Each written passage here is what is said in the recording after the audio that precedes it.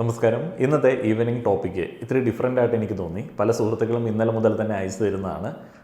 കല ആസ്വാദനം, കലാകാരൻ, കലാകാരി, ഈ പറയുന്ന കാര്യങ്ങളെക്കുറിച്ചിട്ട് ഗംഭീരമായിട്ടുള്ള ഡിസ്കഷൻസ് പല വേദികളിലും നടക്കാറുണ്ട്. അതൊക്കെ ഒരു എലീറ്റ് വേദികളായിട്ട് കൺസിഡർ ചെയ്യപ്പെടാറുണ്ട്.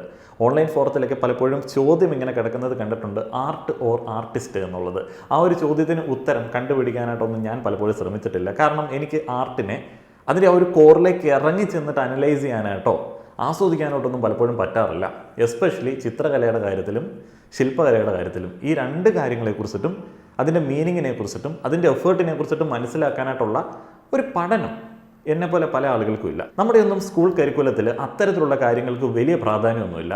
ഇത്തിരി പാട്ട്, സിനിമ, നാടകം അങ്ങനെയുള്ള കാര്യങ്ങളുമായി ബന്ധപ്പെട്ട് അല്ലെങ്കിൽ നാട്ടിലെ അനുഷ്ഠാന കലകൾ അതുമായി ബന്ധപ്പെട്ട് ഒതുങ്ങിക്കിടക്കുന്നതാണ് നമ്മുടെ കലാ ആസ്വാദനം എന്ന് പറയുന്നത്.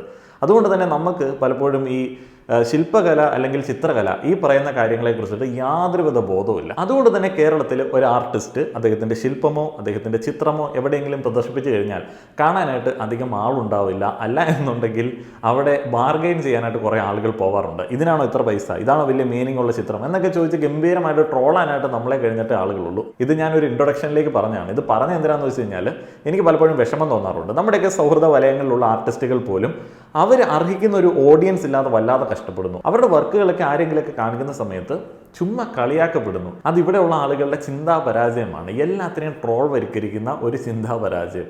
എന്താണെങ്കിലും കമൻറ്റ് ചെയ്യാനായിട്ടും അഭിപ്രായം പറയാനായിട്ടും നമ്മളെ കഴിഞ്ഞിട്ടേ ഉള്ളൂ. അപ്പോൾ ഇന്ന് ഞാൻ അഭിപ്രായം പറയാൻ വേണ്ടി പോകുന്ന കാര്യത്തെക്കുറിച്ചിട്ട് പറയുകയാണെന്നുണ്ടെങ്കിൽ ആർട്ട് ഓർ ആർട്ടിസ്റ്റ്. ഇന്നലെ പല ആളുകളും അയച്ചു തന്ന വീഡിയോയിൽ ആർട്ടിനേക്കാളും കൂടുതൽ ഇമ്പോർട്ടൻസ് ആർട്ടിസ്റ്റിന് കൊടുക്കുകയും ആർട്ടിസ്റ്റിനെ ഗംഭീരമായിട്ടുള്ള രീതിയിൽ ഉപദേശിക്കുകയും ചില ആളുകൾ തെറി വിളിക്കുകയൊക്കെ ചെയ്യുന്നത് കണ്ടു. അപ്പോൾ അതിനെക്കുറിച്ചിട്ട് പറയാൻ വേണ്ടിയാണ്. അതിന് കൂടെ തന്നെ വേറെ ഒന്ന് രണ്ട് കാര്യങ്ങളെക്കുറിച്ചിട്ട് പറയേണ്ടതുണ്ട്. അത് നമ്മളൊന്ന് മനസ്സിലാക്കിയിരിക്കണം. ആരാണ് ഇൻസെക്യൂർ ആയിട്ടുള്ള ആളുകൾ, എന്തുകൊണ്ടാണ് ഇങ്ങനെയൊക്കെ വിളിക്കുന്നത്, എന്തുകൊണ്ടാണ് നമ്മുടെയൊക്കെ നോട്ടം അങ്ങനെ ആവുന്നത്, അതിനെക്കുറിച്ചിട്ട് ഞാൻ പറയാം കേട്ടോ. അപ്പോൾ നമ്മൾ ഇന്ന് പരിചയപ്പെടുത്തുന്ന ഒരു മോഡലിനെയാണ്, സംരംഭകയാണ്, ഒരു ആർട്ടിസ്റ്റാണ്. അപ്പോൾ ഇദ്ദേഹത്തെ നമ്മൾ ആദ്യമായിട്ട് പരിചയപ്പെടുത്തുന്നത് IFFKയുടെ ടൈമിലാണ്. അപ്പോൾ അത് ഒരുപാട് തിരക്കായിരുന്നു, നമുക്ക് വീഡിയോ ചെയ്യാൻ വേണ്ടി പറ്റിയിട്ടില്ല.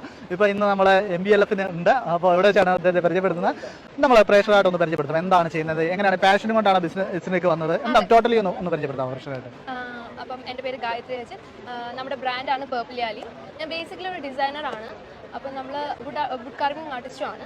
നമുക്ക് പേർപ്പിളിയാലി ഒരു ആർട്ട് ആൻഡ് ഡെക്കോ ബ്രാൻഡാണ്.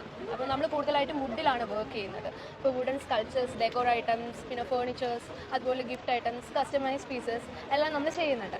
അതുപോലത്തെ ഇത് മാത്രമല്ല, ഞാനൊരു മോഡൽ കൂടെയാണ്. 5 വർഷമായിട്ട് മോഡലിംഗ് ആണ്. പക്ഷേ അതോ ഇതാണ് ക്ലബ് ചെയ്ത് വന്നതാണ്, എന്താണ് അതിൻ്റെ ഒരു ക്ലബ് ചെയ്ത് വന്നതാ. ഞാനിത് മുന്നേ വർക്ക് ചെയ്തുകൊണ്ടിരിക്കുകയായിരുന്നു.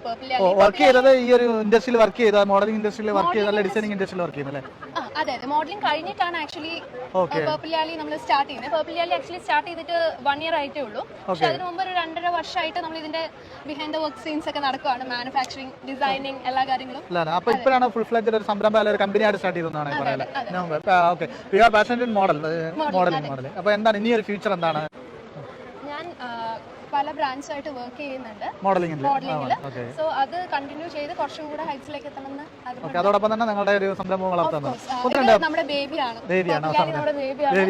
അതുകൊണ്ട് തന്നെ പിന്നെ ഇതില് എന്റെ മാത്രമല്ല, നമ്മള് ടീമുണ്ട് ഇപ്പം. അപ്പൊ നമ്മൾ എല്ലാവരുടെയും കൂടെ ഒരു വർക്കാണ്. ഓക്കെ, അപ്പോൾ 1-2 പ്രോഡക്റ്റുകൾ നമ്മുടെ പ്രേക്ഷകർക്ക് വേണ്ടി 1-2 കാര്യത്തിൽ ഇഷ്ടപ്പെട്ട 1-2 പ്രോഡക്റ്റുകൾ പ്രേക്ഷകർക്ക് വേണ്ടി പരിചയപ്പെടുത്താം. ചെയ്തെടുത്തൊരു ആമയുടെ പീസാണ്. വുഡിലാണ് ചെയ്തിരിക്കുന്നത്. മഹാഗണി വുഡിലാണ് ചെയ്തിരിക്കുന്നത്. ഇത് നമ്മൾ അടുത്ത് ചെന്ന് നോക്കിയാലോ എന്തെങ്കിലും മൈന്യൂട്ട് ഡീറ്റെയിലിംഗ് ആയിട്ടാണ് ചെയ്തിരിക്കുന്നത്. ആൻഡ് ബ്രാസിലാണ് നമ്മൾ ഇത് കൂടുതലായിട്ടും വർക്ക് ചെയ്തിരിക്കുന്നത്. ഈ ഒരു വീഡിയോ കാണുന്ന സമയത്ത് സ്വാഭാവികമാണ് ആർട്ടിനെ കുറിച്ചിട്ട് അറിയത്തില്ലാത്ത ആളുകൾ ആർട്ടിസ്റ്റിനെ നോക്കും. അത് വളരെ സ്വാഭാവികമായിട്ടുള്ള കാര്യമാണ്. ഇതിനകത്ത് ഒന്നാമത്തെ റീസൺ എന്ന് പറയുന്നത്, ഞാൻ മുന്നേ പറഞ്ഞതുപോലെ റൈറ്റ് ആയിട്ടുള്ള ഓഡിയൻസിനെ കിട്ടാത്ത ഒരു ആർട്ടിസ്റ്റാണ്, റൈറ്റ് ആയിട്ടുള്ള ഒരു എക്സിബിഷൻ സ്പേസ് കിട്ടാത്ത ഒരു ആർട്ടിസ്റ്റാണ്. അതേപോലെ സോഷ്യൽ മീഡിയയിലേക്ക് ഇത് വന്നു. അവിടെ ആസ്വാദകർ മാത്രമല്ല ഉള്ളത്, മറ്റു പല ആസ്വാദനത്തിലും താല്പര്യമായിട്ടുള്ള ആളുകളുണ്ട്. ഇനി നോട്ടത്തെ കുറിച്ചിട്ട് പറയണമല്ലോ. നോട്ടം എപ്പോഴാണ് പ്രശ്നമാവുന്നത്? നോട്ടം ഏറ്റ ആൾക്ക് ബുദ്ധിമുട്ടുണ്ടാക്കുന്ന, അൺകംഫർട്ടബിൾ ആവുന്ന രീതിയിലേക്ക് വരുമ്പോഴാണ് ആ ഒരു നോട്ട പ്രശ്നമാവുന്നത്. നിങ്ങൾ ഇൻട്രസ്റ്റ് ഇല്ലാത്ത ശില്പത്തെ വിട്ടിട്ട് നിങ്ങൾക്ക് ഇൻട്രസ്റ്റ് ഉള്ള അതിൻ്റെ ആർട്ടിസ്റ്റിനെ നോക്കുന്നത് തെറ്റാണോ? നോക്കുന്നത് ഒരു തെറ്റുമല്ല. അദ്ദേഹത്തെ അൺകംഫർട്ടബിൾ ആക്കാതെ അദ്ദേഹത്തെ നോക്കുന്നത് ഒരു തെറ്റുമല്ല. എന്നാൽ നമ്മുടെ നാട്ടിലുള്ള ആളുകൾ വളരെ മോശമായിട്ടുള്ള രീതിയിൽ തുറച്ചു നോക്കും. ഈ തുറച്ചു നോക്കുന്നത് ഭയങ്കര അൺകംഫർട്ടബിൾ ആയിട്ടുള്ള സിറ്റുവേഷനാണ്. ഇനി ആസ്വാദനത്തിൻ്റെ തലത്തിലേക്ക് വരികയാണെന്നുണ്ടെങ്കിൽ നിങ്ങൾക്ക് ശില്പകല ആസ്വദിക്കാനായിട്ടുള്ള ബോധമില്ല. ശില്പവുമായിട്ട് വന്ന് ശില്പയെ നോക്കാനായിട്ടാണ് നിങ്ങൾക്ക് ഇഷ്ടമെന്നുണ്ടെങ്കിൽ അത് നിങ്ങളുടെ ആസ്വാദനമാണ്. നിങ്ങൾ ശില്പയെ ബുദ്ധിമുട്ടിക്കാതെ നോക്കുകയാണെന്നുണ്ടെങ്കിൽ, ശില്പ അത് അറിഞ്ഞു പോലും ഇല്ല എന്നുണ്ടെങ്കിൽ വളരെ സന്തോഷകരമായിട്ടുള്ള സമാധാനപരമായിട്ടുള്ള ഒരു ആസ്വാദനം അവിടെയുണ്ട്. ഇനി മറ്റൊരു തരം ആസ്വാദനമുണ്ട്. ആ ഒരു ആസ്വാദനമാണ് പ്രോബ്ലമാറ്റിക് ആയിട്ടുള്ള ആസ്വാദനം. ഇന്ത്യൻ ടിപ്പിക്കൽ മല്ലു ആസ്വാദന രീതി എന്ന് വെച്ചാൽ കാണും, നോക്കും, തുറച്ചു നോക്കും, വൃത്തികെട്ട കമൻറ്റ് ചെയ്യും. ആ ഒരു ആസ്വാദനമാണ് ഇവിടെയുള്ള ആളുകളുടെ ഏറ്റവും വലിയ പ്രശ്നം. ആ ഒരു ആസ്വാദനത്തെക്കുറിച്ചിട്ട് നമ്മൾക്ക് ചില കാര്യങ്ങൾ പറയേണ്ടതുണ്ട്. ഈ ഒരു വീഡിയോയുടെ താഴെ ഇഷ്ടം പോലെ സ്ത്രീകൾ കമൻറ്റ് ചെയ്തിട്ടുണ്ട്. അവരൊക്കെ പറയുന്നത്, അവരൊക്കെ അസ്വസ്ഥമായിരിക്കുന്നത് അവരുടെ കേരള സംസ്കാരം നശിപ്പിച്ചു, അവരുടെ സാരിയുടെ സംസ്കാരം നശിപ്പിച്ചു എന്നൊക്കെയാണ്. ആ ഒരു കമൻറ്റുകൾ, ആ ഒരു ആകുലതകൾ വരുന്നതിന് പിന്നിൽ വ്യക്തമായിട്ടുള്ള ചില കാരണങ്ങളുണ്ട്. അതിന് പിന്നിൽ രസകരമായിട്ടുള്ള ചില വസ്തുതകളുണ്ട്. ബോഡി ഡിസ്സാറ്റിസ്ഫാക്ഷൻ എന്ന് പറയുന്ന ഒരു കാര്യത്തെക്കുറിച്ചിട്ട് വെറുതെ സെർച്ച് ചെയ്ത് കഴിഞ്ഞാൽ NIHൻ്റെ വെബ്സൈറ്റിൽ അടക്കം കിടക്കുന്ന ഒരു സംഗതിയുണ്ട്. പുരുഷന്മാരെ അപേക്ഷിച്ചിട്ട് സ്ത്രീകൾക്ക് അവരുടെ ബോഡിയിൽ അത്രയധികം വലിയ ഒരു സന്തോഷം പലപ്പോഴും തോന്നാറില്ല. ചില ഇൻസെക്യൂരിറ്റികളുണ്ട്, ഡിസ്സാറ്റിസ്ഫാക്ഷൻ ഉണ്ട്. സാറ്റിസ്ഫാക്ഷൻ ഇല്ലാത്ത ബോഡി ഷേപ്പുകളാണ് പല സ്ത്രീകൾക്കുമുള്ളത്. അവരത് പ്രകടിപ്പിക്കാറുണ്ട്. അതുകൊണ്ട് തന്നെ സ്ത്രീകൾ ഇത്തരത്തിലുള്ള കാര്യങ്ങളെക്കുറിച്ച് സംസാരിക്കുമ്പോൾ വളരെ സിമ്പിളായിട്ട് മനസ്സിലാക്കേണ്ട ആദ്യത്തെ റീസൺ അസൂയ, കണ്ണുകെടി. അതിനെ നമ്മൾ ഇത്തിരി കൂടി ഇംഗ്ലീഷ് വൽക്കരിച്ച് പറയുകയാണെന്നുണ്ടെങ്കിൽ സ്വന്തം ഇൻസെക്യൂരിറ്റിയിൽ നിന്നുണ്ടാവുന്ന ഒരു ചെറിയ കണ്ണുകടി കുശുമ്പ്. ഇന്ത്യൻ സ്ത്രീകൾ കൂടുതലായിട്ട് ഇത്തരത്തിൽ അസൂയ പ്രകടിപ്പിക്കാറുണ്ട്. എന്തുകൊണ്ടാണ്? ഇപ്പോൾ ഇന്റർനാഷണൽ സ്റ്റാൻഡേർഡ് ആണല്ലോ. അപ്പോൾ ആഗോള ബ്യൂട്ടി സ്റ്റാൻഡേർഡിന് വിരുദ്ധമായിട്ടുള്ള ബോഡി ഷേപ്പുള്ള ആളുകളാണ് ടിപ്പിക്കൽ ഇന്ത്യൻ എന്ന് പറയുന്നത്. ടിപ്പിക്കൽ ഇന്ത്യൻ ഫീമെയിൽ എന്നൊക്കെ പറയുന്നത് ആഗോള ബ്യൂട്ടി സ്റ്റാൻഡേർഡുകൾക്ക് ഇത്തിരി മാറി നിൽക്കുന്ന ആളുകളാണ്. അപ്പോൾ ഇവിടെയുള്ള ആളുകളുടെ ഭക്ഷണ രീതി, അവരുടെ ശരീരവണ്ണം, അവരുടെ ഫ്രണ്ട് ആൻഡ് ബാക്ക് എന്നൊക്കെ പറയുന്നത് ഈ ടിപ്പിക്കൽ ബ്യൂട്ടി സ്റ്റാൻഡേർഡിൽ നിന്ന് മാറിയ ചില സംഗതികളാണ്. ഷേപ്പ് എന്നൊക്കെ പറയുന്നതിനകത്ത് ഇവർക്ക് ഭയങ്കരമായിട്ടുള്ള ഇൻസെക്യൂരിറ്റികൾ ഉണ്ട് എന്നുള്ളതാണ് യാഥാർത്ഥ്യം. ആ ഒരു ഇൻസെക്യൂരിറ്റിയിൽ നിന്നിട്ടാണ് പലപ്പോഴും വളരെ കോൺഫിഡൻ്റ് ആയിട്ട് ഇവരുടെ കണ്ണിൽ റിവീലിംഗ് എന്ന് പറയുന്ന വസ്ത്രം ധരിക്കുന്ന ആളുകളെ കാണുന്ന സമയത്ത് അശ്ലീലമായിട്ട് തോന്നുന്നത്. അതുകൊണ്ട് തന്നെ സ്വന്തം കോൺഫിഡൻസ് ഇല്ലായ്മയിൽ നിന്ന് മറ്റൊരാളുടെ കോൺഫിഡൻസ് കാണുന്ന സമയത്ത് തോന്നുന്ന അശ്ലീലമാണ് മെയിനായിട്ടുള്ള അശ്ലീലം. ഇനി ഈ കോൺഫിഡൻസിന്റെ കാര്യം പറയുമ്പോൾ വേറൊരു അശ്ലീലമുണ്ട്. എനിക്ക് എൻ്റെ ഇൻസ്റ്റഗ്രാമിൽ ഈ ഷർട്ടോ ടീഷർട്ടോ ഇല്ലാതെ ഒരു ഫോട്ടോ പോസ്റ്റ് ചെയ്യാനായിട്ട് മടിയാണ്. എന്തുകൊണ്ടാണ് മടി? എൻ്റെ സദാചാരം കാരണമാണോ? അല്ലെങ്കിൽ എൻ്റെ നാടിൻ്റെ സംസ്കാരത്തെ ഉദ്ദേശിച്ചിട്ടാണോ ഒരു മടി? അല്ല, ഞാൻ ഇൻസെക്യൂർ ആണ്. ഇപ്പോൾ എനിക്കൊരു 6 പാക്കോ 8 പാക്കോ ഉണ്ടായിരുന്നെന്നുണ്ടെങ്കിൽ ഞാനത് പോസ്റ്റ് ചെയ്ത് കഴിഞ്ഞാൽ എനിക്ക് ഗംഭീരമായിട്ടുള്ള അപ്രിസിയേഷൻ കിട്ടാൻ സാധ്യതയുണ്ട്. കാരണം ഇന്ത്യയിൽ അത്തരത്തിൽ പുരുഷന്മാർ അവരുടെ അപ്പർ ബോഡി സിമ്പിളായിട്ട് റിവീൽ ചെയ്യാറുണ്ട്, സിമ്പിളായിട്ട് കാണിക്കാറുണ്ട്. എനിക്ക് തോന്നുന്നു ഷാരൂഖ് ഖാൻ, ഹൃതിക് റോഷൻ, ജോൺ അബ്രഹാം പോലെയുള്ള ആളുകൾ അഭിനയിക്കുന്ന സിനിമകൾ അത് മസ്റ്റാണ്. അത് കണ്ടില്ല എന്നുണ്ടെങ്കിൽ നമുക്ക് വലിയ ബുദ്ധിമുട്ടാണ്. ഈ കഴിഞ്ഞ ദിവസം മറ്റേ ഫൈറ്ററിനകത്ത് വന്ന സമയത്തും അത്തരത്തിലുള്ള ചില പ്രദർശനങ്ങൾ അവർ പർപ്പസ്ഫുള്ളി അതിനകത്തേക്ക് ഇടുന്നത് കണ്ടു. അപ്പോൾ അത് നമ്മൾ ഓക്കെയാണ്, അതിൽ നമുക്ക് അശ്ലീലമില്ല. കാരണം നമ്മൾ കണ്ട് വരുന്നതാണ്. പക്ഷേ സ്ത്രീകളുടെ അപ്പർ ബോഡിയിൽ നമുക്ക് എന്തോ അശ്ലീലമുണ്ട്. അതെന്താണ് അശ്ലീലം? അതിനകത്ത് അശ്ലീലം എന്താണ്? കാരണം അതിനെ ലൈംഗികപരമായിട്ട് മാത്രം നോക്കി കാണുന്നതുകൊണ്ടാണ്. നമ്മൾ ഇരുട്ടിലും മറവിലും ഒക്കെ കാണുന്നതല്ലേ സ്ത്രീകൾ അപ്പർ ബോഡി എന്നുള്ള രീതിയാണ്. അപ്പം നമ്മൾ ഇരുട്ടിലും മറവിലും കാണുന്നതുകൊണ്ട് അതിന് അശ്ലീലം നിർവഹിച്ച് നൽകിയിരിക്കുകയാണ്. ഇതിലൊക്കെ മനസ്സിലാക്കേണ്ട ഒരു സംഗതി, ലോകവ്യാപകമായിട്ട് ഈ ശരീരം, വസ്ത്രം എന്നൊക്കെ പറയുന്നത് കോൺഫിഡൻസുമായിട്ട് കണക്ട് ചെയ്തിരിക്കുന്ന സംഗതിയാണ്. അല്ലാതെ അതിന് ലൈംഗികതയുമായിട്ട് യാതൊരുവിധ ബന്ധവുമില്ല. ഈ റിവീലിംഗ് എന്ന് പറയുന്ന, നമ്മൾക്ക് റിവീലിംഗ് എന്ന് തോന്നുന്ന വസ്ത്രം ധരിക്കുന്ന ആളുകൾ, ഇപ്പോൾ വൈഡ് നെക്ക് ധരിക്കുന്ന ആളുകൾ, ടോപ്ലെസ് ആയിട്ട് നടക്കാൻ ആഗ്രഹിക്കുന്ന പുരുഷന്മാർ, അതൊക്കെ അവരുടെ കോൺഫിഡൻസിന്റെ ഭാഗമാണ്. നമുക്കത് അശ്ലീലമായിട്ട് തോന്നുന്നത് എന്തുകൊണ്ടാണ്? കാരണം നമുക്ക് അശ്ലീലാണ്, നമ്മളുടേത് അശ്ലീലമായിട്ടാണ് നമുക്ക് തോന്നുന്നത്. നമ്മുടെ കുടവേറെ നമുക്ക് അശ്ലീലാണ്, നമ്മളെ നമ്മൾ അശ്ലീലമായിട്ട് തന്നെയാണ് നോക്കി കാണുന്നത്.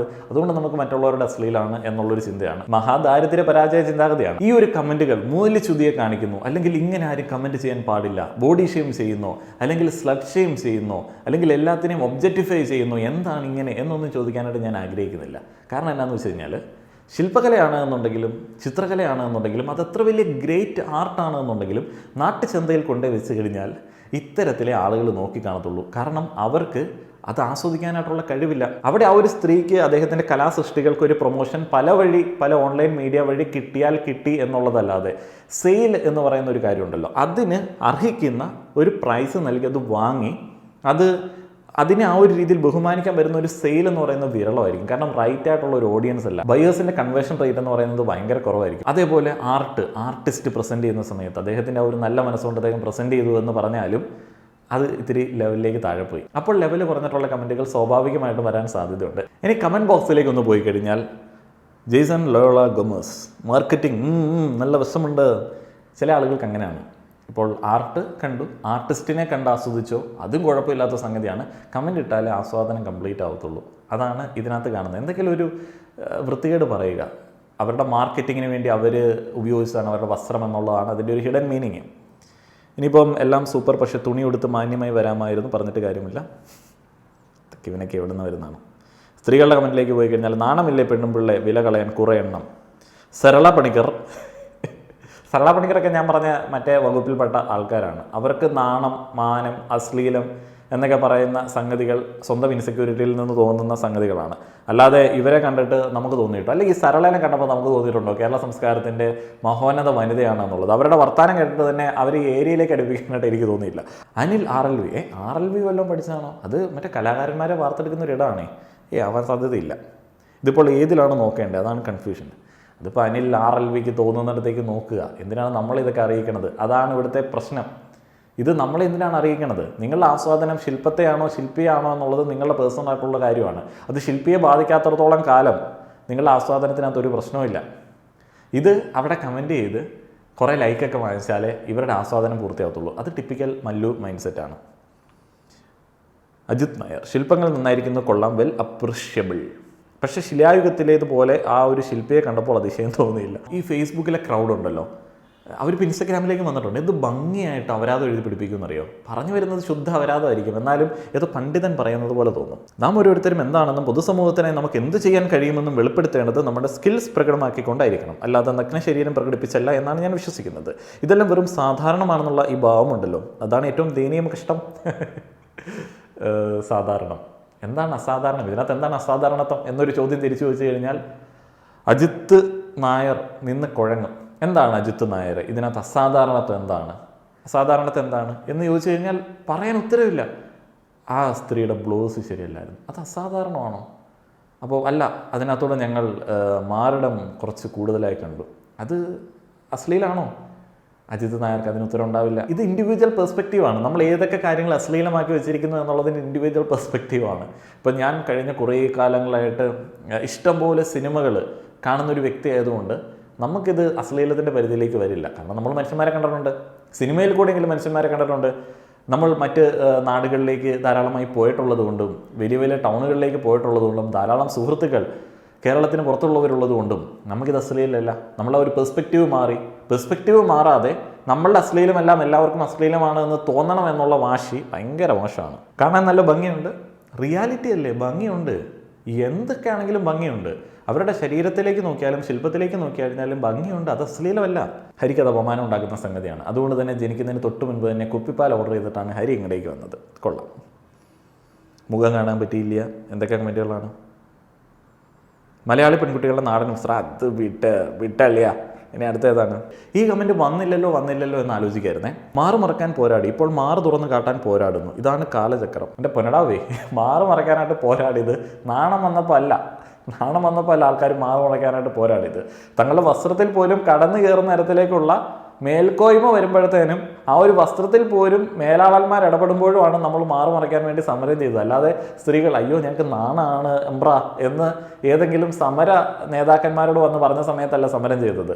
മാറ് മറയ്ക്കാനുള്ള കാര്യത്തിലും മാറ് തുറക്കാനുള്ള കാര്യത്തിലുമുള്ള ആ ഒരു ചോയ്സ് എന്ന് പറയുന്നത് ഒരു വ്യക്തിക്ക് വേണമെന്നുള്ളതാണ് മാറ് മറയ്ക്കൽ സമരത്തിൻ്റെയൊക്കെ പിന്നിലുള്ള കഥകൾ.